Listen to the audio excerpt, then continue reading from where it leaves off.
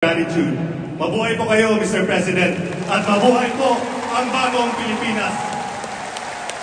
Maraming salamat po, Congressman Suwan. Ngayon naman, ating tawagin si Cagayan de Oro City 2nd District Representative Rufus Rodriguez para sa kanyang mensahe.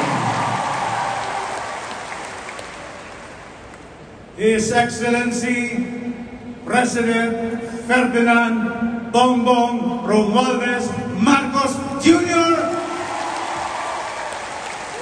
members of his cabinet, Secretary Jagdameo, Secretary Gatchalian, Secretary Laurel, our distinguished, our hardworking, judicious, strong leader of the House of the People, our Speaker, Martin Romualdez. My distinguished colleagues who are present here today, takpakan natin ang mga congressmen to show their love for Cagayan de Oro. Our governors, our mayor of Cagayan de Oro, Clarence Uy,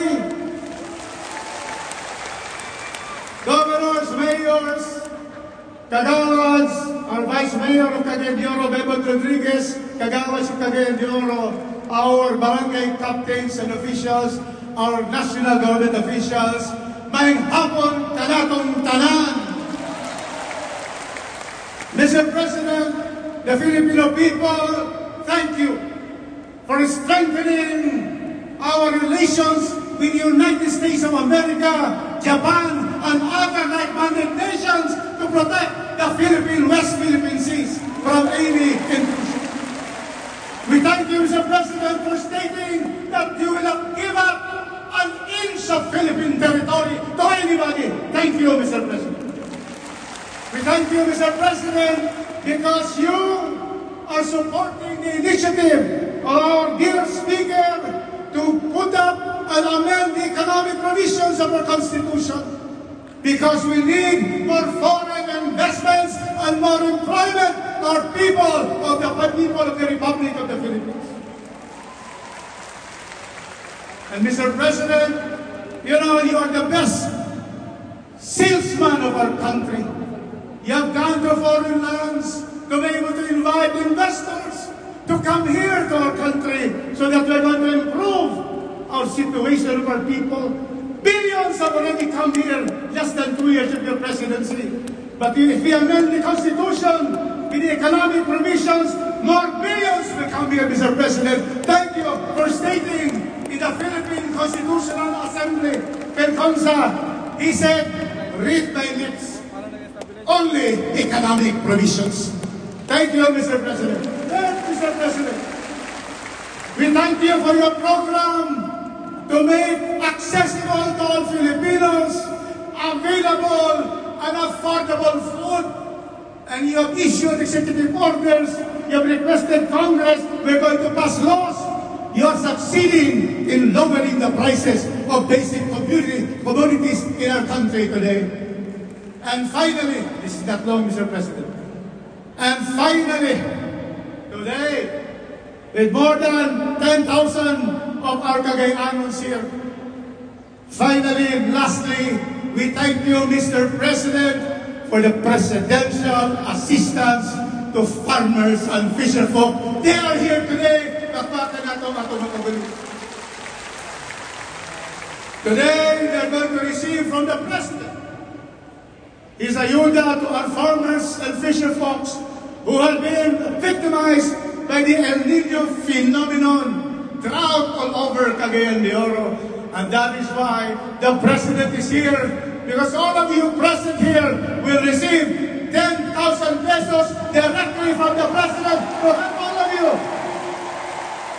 And tonight, Mr. President, tonight our farmers and fisherfolks will kneel on their houses and thank the good Lord that thank you for giving us a compassionate president, a president with a big heart for the Filipino masses, the farmers and the fisherfolks. Thank you, Mr. President. So therefore, to end my speech, thank you, Mr. President. Daghang salamat kanimo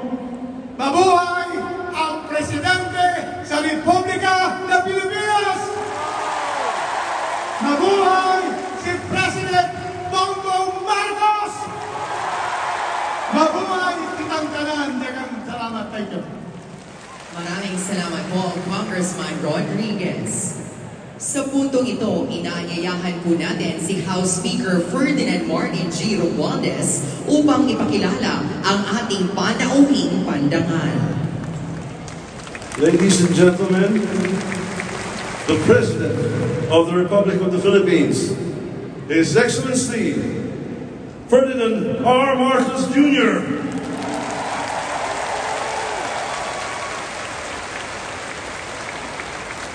Maraming salamat sa ating speaker sa kanyang pagpakilala. Please take your seat. At papatiin ko na rin. Ano meron dito? May hearing yata dito. Daming congressman. Kailangan namin dito.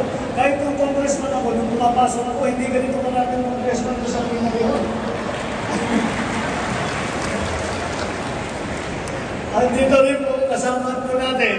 At sinama ko upang makita at malaman ang tunay na sitwasyon dito sa inyong lugar, dito sa area ng Northern Mindanao, dahil po ay ang approach po natin na ginagawa ay yung tinatawag na whole of nation approach. Lahat po ng departamento, ng ahensya ng gobyerno ay tinutugunan ang bawat problema. Kaya nandito po ang ating Agricultural Secretary Kiko Laurel of the Department of Agriculture, si Secretary Lex Gatchalian ng DSWD, at ang ating Special Assistant si dating Congressman at napunta ngayon sa Office of the President, Special Assistant to the President, Anton Lagdameo, Secretary Anton Lagdameo.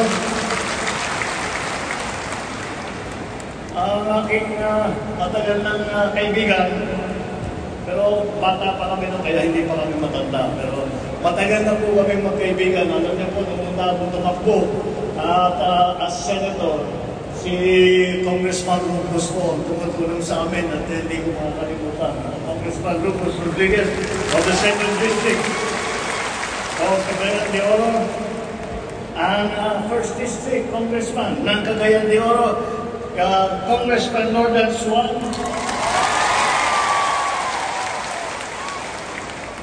Mga politiko rito, tax ng para. Dayahin ko ito pagdating ng paghalalan. Misamis Oriental Governor, Governor Peter Tulabia. Bukidnon Provincial Governor, Governor Rogelio Roque. Camiguin Provincial Governor, Governor Romualdo. At ang Mayor, ang buting Mayor ng lungsod ng Cagayan, ng Cagayan.